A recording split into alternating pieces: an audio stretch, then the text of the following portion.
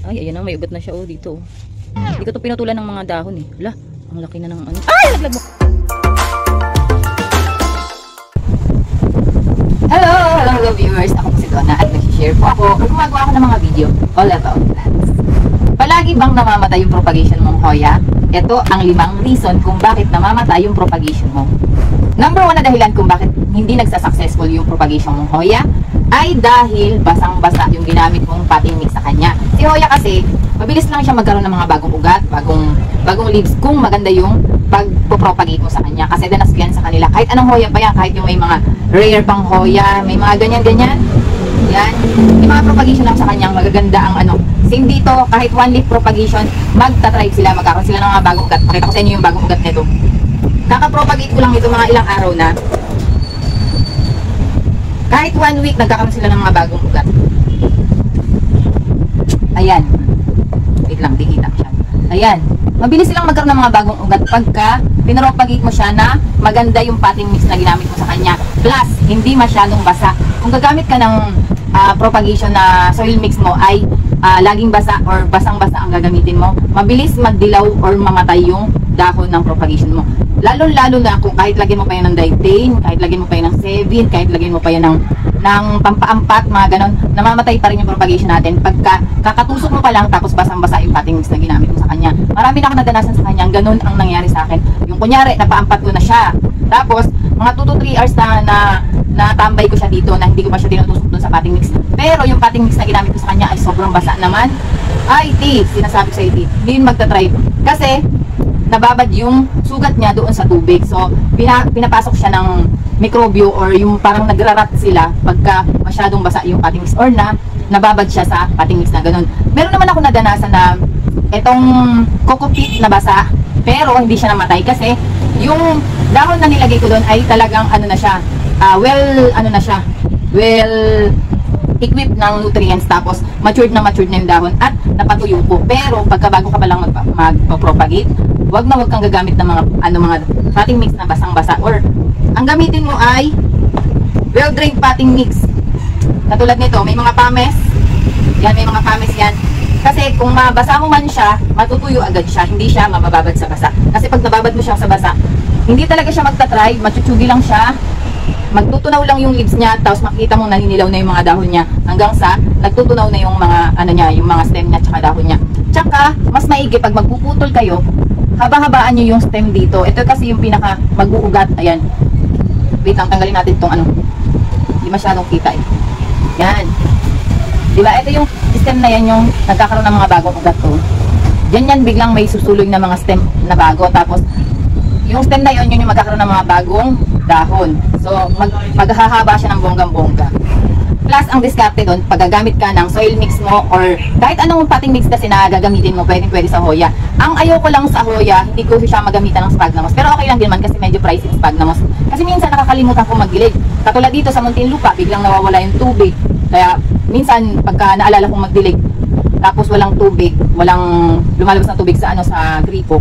So hindi ko sila madidiligan, natutuyuan sila. So ang sphagnum moss yung makakasave sa kanila. Pero madalas pag tinatry ko yan sa sphagnum moss, hindi talaga siya nabubuhay. Mas nabubuhay sila sa coco peat lang. Meron ako ditong coco peat lang ginamit ko. Asan na ba yun? Ito. Ayan. O, coco peat lang yan, buhay na yan. Ito si Elliptica. Tapos ito naman sino tong isa na to? Si SP Quezon. Ayan o. Buhay na yan. Ito yung mga bagong dahon niya. Ito naman yung pinropagate ko sa kanya 2 leaves. Ito yung baby leaf niya. Pinagsama ko na lang kasi yan sa isang pot kasi wala akong pasok noon. Ayan si Elliptica, yung mga bagong dahon niya. Marami na siyang dahon. Kasi 2 dahon lang ata yung pinropagate ko sa kanya noon. Ayan. 2 dahon sila. Pero thriving na sila Diba? Wala pang 1 month yan sinasabi ko sa'yo. Mabilis lang yung hoya pagka maganda yung pag-aalaga mo sa kanya. Maganda yung tingnan mo naman potting mix ko, B. Purong yan. Teka, hilahin ko. Ayan yung potting mix niya. Purong coco peat lang yan siya. Makita ko sa inyo yung ugat niya. Wala pang 1 month to, pero grabe na yung ugat niya. Tingnan mo. Ay, ang ganda. Separate ko na rin naman kasi to. Kasi, tingnan mo naman yung ugat, ang ganda. Diba? Very good siya sa coco peat. Hindi naman kamahalan yung coco peat kasi makakabili ka niya ng 100 pesos per sack. Ayan tingnan mo. Ito naman si Elliptica. Kapal ni SP Quezon, Kapal ng dahon niya, ang ganda. Ito Ito naman si Elliptica, oh. Super rooted na talaga siya. Diba? Kita-kita mo na yung mga roots niyan. Diba? Thriving yan siya, B. Basta, yung gagamitin mo sa kanyang kukupit ay yung nabilad mo sa araw, yung hindi siya lalanggamin. Kahit lagi yung basa, oh. Ang maganda kasi sa ano, parang spagna mo siya. Kahit lagi siyang basa, hindi namamatay yung ano, yung hoya, yung propagation. Ito naman, lupa naman yung ginamit ko dito, na may pames. Diba? Ang ganda ng mga ugat niya, oh. Kita mo yan siya. Wala pang 1 month. Yun yung maganda sa hoya kasi ang bilis niya magkaroon ng mga bagong roots kahit isang dahon lang. Tsaka ang mahal kasi ng hoya ngayon. Ang bili ko ng isang dahon, lalo na pag mga rare, nasa 300, 500. Ito naman si Anyo Lata. Tingnan mo naman yung potting mix niya, T. Ano lang to? Rice hull lang tsaka kukupit. Pero ang dami niya ng ugat. Diba? 2 leaves lang ginamit ko sa kanya, ang pinutol ko. Ay, hindi, 1 leaf lang pala. Ito, bagong dahon niya na yun. Kaya alam ko na na-thriving siya kasi may bagong dahon na siyang lumabas. Malalaman mo ang hoya na propagation mo ay may mga ugat na sa ilalim pagka hinihila mo sa, katulad nito, 1 leaf lang to. Si Parasitica. Pag hinila mo yan, lumalaban na. Ibig sabihin, may ugat na yan dyan sa ilalim. Number 2 na reason kung bakit hindi ka makapagpabuhay ng propagation mo sa hoya ay super baby pa yung ginamit mong dahon sa kanya. Yung pinutol mong dahon sa kanya. Kailangan matured na yung dahon na gagamitin mo sa kanya. Malalaman mong matured na yun pag matigas yung dahon. Pagka syempre nasa ilalim katulad nito. Kasi ito yung mga bagong dahon yung nasa taas. Tapos malambot pa kasi yung dahon na to. Yung nasa taas. Yung baby leaf niya. Baby leaf ang tawag sa kanya. Yan. Tsaka sobrang kintab pa ng bagong dahon niya. Wala pang masyadong nutrients, hindi pa siya magta-thrive pagka ito ang ginamit mo sa kanya. Kailangan pag magpuputol ka, kung may baby leaf na, kailangan may kasamang medyo yung matured na talagang dahon. Ayan. Katulad nito. Pwede mo siyang putulin dito banda, ganyan. Pero pag ang ginawa mo ay etong dahon lang na to, for sure hindi yun magta-thrive. Kadalasan sa danas ko sa kanya, malalaman mo naman yung bagong dahon na yan ay makintab, iba yung kulay sa old leaf niya. Tapos malambot pa kasi ang hoya, more matitigas yung mga old leaf na nadahon sa kanya. Yan, matitigas. Yung mga new leaf ay medyo malambot pa siya. Maiipit-ipit mo pa siya. Unlike sa mga bagong dahon ay nako. Ano pa, hindi pa nila kayang mabuhay ng or mag-produce ng maraming minerals para makapagpa-ugat or magpalabas ng ugat. Kung yung ang gagamitin mong mga bibit pa na dahon, hindi niya kakayaning mag-thrive. Ito natutuwa ako dito kasi ayan o, lumalaban na siya. Kailan ko lang ito tinusok dito? Ayan o. Kailan ko lang ito tinusok dito? Anong mga names nito? Si UT029. Ayan o, si UT029. Dalawang dahon ko siya tinusok kasi bagong ano lang siya eh. Mga bagong dahon to eh. Kasi sinamahan ko ng isa pang dahon. Ay, rooted na talaga siya, be. Ay, my God! Ang bilis niya palang mag-ugat. May mga hoya talagang mabibilis pa. May mas mabilis magka-ugat. Meron namang mabagal. Pero, lagi silang yun, oh. Laging danas ko sa kanila less than 1 week, meron na siyang mga bagong ugat. Ito talaga, oh, super haba na ng ugat niya, oh. Less than 1 week, ay nakubi. Sinasabi ko sa iyo. Maganda, ang potting mix niya, oh. Tingnan mo, ano lang, kukupit lang. Yung dahon niya, wala pa siyang bagong dahon, pero, mga baby yung dahon yan, pero, sinamahan ko ng, ginawa kong tigda-dalawa, para, kakayanin nila magkaroon ng mga bagong ugat. Ayan, ganun. Number 3 na reason kung bakit hindi ka makapagpabuhay ng propagation pag nagpo-propagate ka sa hoya kasi na-infect yung mga sugat nila. Meron akong hinahanap dito. Ayan, putulin natin yung mga ano. Sugat nila, ibig sabihin ganito. Magpuputol tayo. Ito, naging mother plant na siya kahit kakapropagate ko lang ito. Less than a month lang siya. Pero super lush na siya. Nung pinropagate ko to, 2 dahon lang. Ito, yung 2 dahon na yan sa ilalim. Ayan. Ayan na siya. O, diba? Pwede ko na siyang putulan ngayon. Dito sa malaking dahon din yan puputulin ko. Si ano to? SP Botanica. Si Hoya Botanica. O, ganda ng dahon niya, diba? Putulin natin. Pag magpuputol kayo ng Hoya, ay ng dahon, kunyari 1 leaf lang yung gagamitin mo. Or yung ipopropagate mo. Medyo habaan mo, isagad mo hanggang taas. Yan, habaan mo yung stem. Kasi, yan yung magkakaroon ng bagong ugat. Para hindi mo siya ilulubog ng husto. Yung dahon niya, hindi mo ilulubog ng husto. O, diba? Mahaba-haba yan. Nai-infect yung sugat nila pagka tinusok mo na yan ng may dugo-dugo pa or yung ano na yan, yung parang kulay white na yan na ano niya. May infect yan pagka, syempre, yung potting mix natin, maraming mga microorganism na hindi natin nakikita kasi ano naman yan, lupa yan, syempre kung saan-saan mo yan na ano, may mga bad bacteria yun doon. Okay naman sa ibang mga potting mix na nagagamitin natin yung mga nainitan ng kaunti. Siyempre may mga good bacteria din doon na maiiwan. Mas maganda yun sa halaman. Pero pag naubos din yung good bacteria, so pangit na yun sa halaman. Kailangan pa rin natin magtira ng mga good bacteria sa halaman natin. Pangit yung na-dedrain or masyadong iinitan yung potting mix na gagamitin natin. Kasi pagka, kunyari, depende yun sa potting mix. Kung ito luma pa. Kung ito ay gagamitin nyo na bago pa lang, kakagiling lang, ganon, kailangan nyo talagang ibilad yun kasi lalanggamin yung hoya nyo. Kailangan, patuyuin mo muna siya kung hindi ka gagamit ng mga detain, 7. Ito kasi ang meron ako ngayon Ito yung 7. Ito, wait lang. Kasi mali yung gupit ko. Ayan, 7. 7 dapat yan. Pero di ko alam kung bakit naging 7 talaga yan. Kaya nasanay ako sa tawag na 7 kasi ayan dati. Ngayon yung nabibili ko sa Shopee ay 7 na. 7-Eleven. Pangalan ng shop nila 7-Eleven, pero ang tawag talaga sa kanya 7. Tapos kung wala kang ganito, patuyuin mo na lang siya ng 20 to 30 minutes. Ano mo lang siya, lapag mo lang siya diyan sa lapag. Magpuputol pa tayo hanggang sa matuyo yung niya, sugat niya. Kasi nai-infect yan pag tinusok mo agad, tapos may mga bad bacteria diyan sa potting mix na gagamitin mo sa kanya. Yan. Cute nito ni si Bibiola. Parang siya, natusok siya. Kaya ganyan yung dahon. Ang cute ng dahon niya, kaya lang. Kaya pinutol ko na mother leaf ko na lang siya. Tapos meron pa ako dito. Ito, puputulin ko to. Yan, sasagad nyo para mahaba-haba siya. Diba? Yan yung tutusok natin. Ang ganda nito. Stop. Yan. Yan, driving yan siya. Kahit ganyan lang. Mamaya na natin ito itutusok kasi hindi ako gagamit ng 7 para makita nyo na.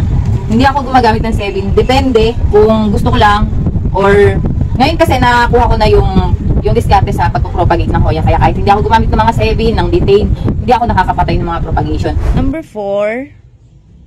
Pagkakamali mo, kaya ka namamatayan ng propagation sa hoya, kaya hindi ka makapagpatribe ng propagation sa hoya, ay dahil mali yung pinaglalagyan mo sa kanya. Baka yung pinaglagyan mo sa kanya ay masyadong kulo. Walang airflows na doon sa pwesto niya or walang nagpapass through na hangin doon sa kanya. Kasi pag kulog yung pinaglalagyan nyo sa halaman nyo, ang mangyayari niyan, magkakaroon lang ng mga, ang tawag doon, amag. Ilahit muna itong konti. Magkakaroon ng mga amag yung mga propagation nyo kasi hindi siya natutuyuan or yung hangin, walang hangin na pumapasok doon sa kanya, wala siyang nare-receive na hangin. Yung importante kasi sa halaman natin, kahit hindi hoya yan, kahit mga philodendron pa yan o yung mga matitibay pang halaman, mga pothos pa yan, ang pinaka-importante sa kanila bukod sa tubig at lights na kailangan ng halaman ay yung airflows or yung hangin na nakukuha nila sa paligid nila. Kasi kung walang ganon, walang airflows na nare-receive sila, mamamatay at mamamatay pa rin yung halaman mo. Kahit hindi pa yan bagong propagation, kahit yung matanda na or yung talagang well-rooted na ng halaman mo, tapos naipwesto mo siya sa kulob na pwesto, ay mamamatay at mamamatay pa rin yung plants mo. At syempre, bawal pang mainitan yung mga cuttings natin. Lalo na pagka wala pa silang mga ugat, mga pa lang sila, kakatusok mo pa lang, or talagang yung dahon pa lang mismo na wala, na ganito lang mismo, tapos maiinitan sila, kahit morning sunlight yan, ay mamamatay sila or mabilis silang masusunog. Talagang makikita mong sunog yung mga propagation mo pagka nainitan yan kahit morning sunlight pa yan, kahit mga 7 na sunlight or kahit mga 10, lalo na yung mga 10 ngayon kasi ang init na ng 10 ngayon, di ba? Kahit mga 7 AM pa yan, mamamatay at mamamatay sila pag nainitan sila, lalo na pag bagong propagation mo sa kanila. Kailangan bago mo siya ilagay sa labas or maiinitan ng kaunti, ay meron na siyang bagong dahon or activated na yung mga ugat niya. May mga ugat na siyang ganito, kahit ganito, pwede na siyang mainitan kahit papano ng morning sunlight. Yan, pwede na yan ganyan. Pero yung mga alam mong cuttings pa lang, kakapropagate mo pa lang, no pa yan, be. Sa pagka maiinitan siya kasi hindi siya magta-thrive. Yan, pwede na natin ito itusok. Number 5 na pagkakamali mo, kaya ka nagkakaroon ng bulok-bulok na propagation sa hoya or hindi ka makapagpa-thrive ng hoya ay dahil hindi pa acclimated yung hoya mo, tapos pinopropagate mo na siya. Yan, danas na danas ko yan dito sa mga carry eye kong ganito. Yan, si heartleaf carry eye kong variegata. Kasi dati bumili ako niya ng marami, tapos pinropagate ko ng pinropagate, walang nabuhay doon, kasi pagdating sa akin, pinropagate ko na sa sobrang saya ko kasi ang gaganda talaga nila. Tapos ang kakapal na mga dahon nila, kahit yung mga matured na dahon na yung ginamit ko, Natsugi sila ti, kahit tigta 3 pirasong dahon ang ginamit ko, hindi lang 1 leaf, ay natsugi talaga sila ti. Kailangan papa-acclimate mo muna, katulad nito. Ito nabili ko to parang 2 to 3 weeks na ata or mag 1 month na. Makikitaan mo siyang nag-acclimate na siya dito sa pwesto mo pagka may mga bagong dahon na yan. May mga bagong dahon na lumalabas. Ito bagong dahon niya yan. Makikita mo na may bagong dahon kasi nag-iislapan yung mga bagong dahon niya. Tapos ayan mahaba siya ng husto. Di ba ang cutie? Si ano to? This Chivida o bata. Ang ganda di ba Pwede ko na siyang paramihin ngayon kasi acclimated na siya sa akin. Pwede ko na siyang putulin. Di ba? Putulin na natin. Yarn. Parang tayong nagsusukol ay nagugupit sa mga hoya natin. Pagka mahaba na sila, pwede na silang putulin. Shortcut na siya. Short na yung hair niya. Yan. Ito, siguro gagamitan ko ito ng 7. Para ano siya. Ang ganda ng ano niya. Parang nag-ikot-ikot yung mga dahon niya dito sa kabilang dahon.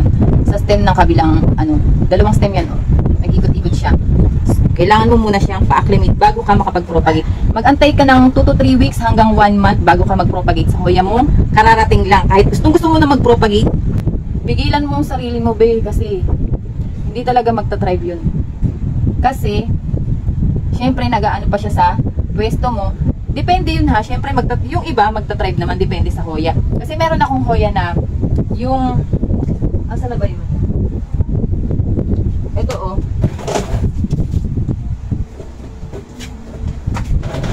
depende rin yan sa hoya. Kasi, yung ganito ko, yung millionaire ko, kahit kararating lang sa akin, napopropagate ko siya. Tapos, ang bilis niya magkaroon ng mga bagong ugat. Yung mga millionaire ko na yan. Pero yung mga rare plants, yung mga talagang hindi ako makapagpabuhay niyan. Botanica, lalo na tong kere ay natuti, sabi ko sa'yo, hindi yun mabubuhay. Pati yung mga ganito, kahit mabilis niya magkaroon ng mga bagong ugat, itong mga na to, hindi yan mabubuhay di. Ito, si Electica na to, hindi yan mabubuhay kung kararating lang. Kasi naranasan ko yan sa kanila. Update sa mga pinropagate ko ninyang video na yan. Ito na sila. Ayan yung isa Parang masira, natusok ata tong isa. Ay, saan ko ba ilalagay? Punong-puno na Ito na sila. At okay na okay yung ito, tinusok ko lang dito Buhay na siya May ugat na, may ugat na siya Tinusok ko lang yan dyan sa propagation ko kasama yung itong Epipremnum albo. May ugat na siya Ayan, kita nyo naman yung ugat niya, di ba? Maganda siya pagka hindi masyadong nababasa. Ayan, ay, ang ganda na, natumba. Ayan, ang ganda na ng rooting system na ito, ito yung 2 leaves na tinusok ko. Tapos, diba, natumba siya. Nalaglag yung isa. Ito naman yung iba. Ito yung, ay, diba? Ganda na ng ugat niya, bi. Ang ganda na ng ugat niya, nag white pa talaga siya. Ito, tingnan natin to kung maganda to rooting system niya. Hala siya, ang ganda niya. Pak na pak yung ugat niya. Wala pang 1 linggo yan.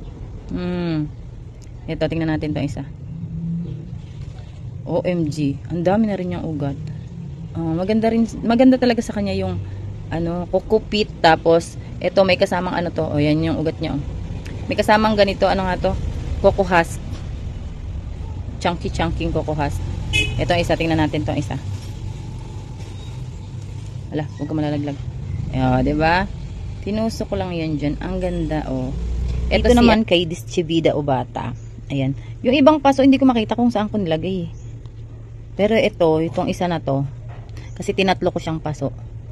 Ayan. Ayan yung ugat niya, actually, natanggal na to kanina, pagkuha ko ng paso. Ayan na yung ugat niya, diba? Meron na siyang ugat. Tapos itong isa. Lahin natin. May ugat na rin. Ay, meron na siya, lumalaban na siya. Diba? Hala, ang haba na ng ugat niya. Ala, ang ganda na ng rooting system niya doon. Pak. Diba? Sabi ko sa inyo hindi yan masyadong basa. Nung nilagay ko, hindi siya masyadong, tsaka hindi ko siya masyadong dinidiligan pagka pagka propagate ko sa kanya, hindi ko masyadong dinidiligan yan. After a week pa, bago ko yan diligan. So, wag nyong hayaan na ang hoya nyo ay laging basa yung potting mix para hindi siya magbulok. Yarn. Ganda Pala yung isa Ito yung parang nag-curly na dyan. Ay, saan ko pa pwedeng patong to? Wait lang. Ayan, urong natin tong isa. Yan, hilahin natin. kung ugatan na ba siya. Oh, ang ganda rin ito, oh. Tingnan natin. Ay, ayan ang may ugat na siya, oh, dito, oh. Hindi ko to pinutulan ng mga dahon, eh. Hala, ang laki na ng ano. Ay, nalaglag mo ang pusa. Ang pusa. Ayan, oh, nalaglag tuloy yung paso. Ayun, oh. Ayan na, yung ugat niya, oh, diba? Pak na yung ugat niya, bi. Lumalaban na yan siya, bi. Kahit ito lang napatingis niya. Kahit ano lang, kukupit lang, laban na yan. Oh, diba? Ganda niya, oh. Ugatan na siya kaagad. Ang bilis. Maganda kasi dito, may mga ano siya, ayan, oh. May mga aerial roots yan siya dyan. Kaya, kahit saang parte mo yan siya itusok dyan. Kahit di mo naputulan ng mga dahon yan sa pinakamababa niya, magkakaugat siya agad-agad. Kasi may mga aerial roots siya. Yo, di ba? Hindi ko pa tinry yung one leaf lang sa kanya. Pero for sure, magta-try yan. Kasi sa $1 million na ano, dollar vine, nakakapagpa-try ba ako kahit isang dahon lang. Ganito lang, bilog.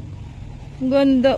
Di ba? Pak na pak. Pero, depende sa inyo kung magaling naman kayong propagate. Pero kung hindi pa, baguhan pa lang kayo nagpo-propagate, wag na wag muna para makapagpabuhay kayo ng propagation sa Hoya. Kung gusto nyo ng another tips, 10 tips para makapagpabuhay ng Hoya or makapagpabuhay ng propagation na 100% successful, click nyo yung video na yan. Meron akong tips yan. 10 tips.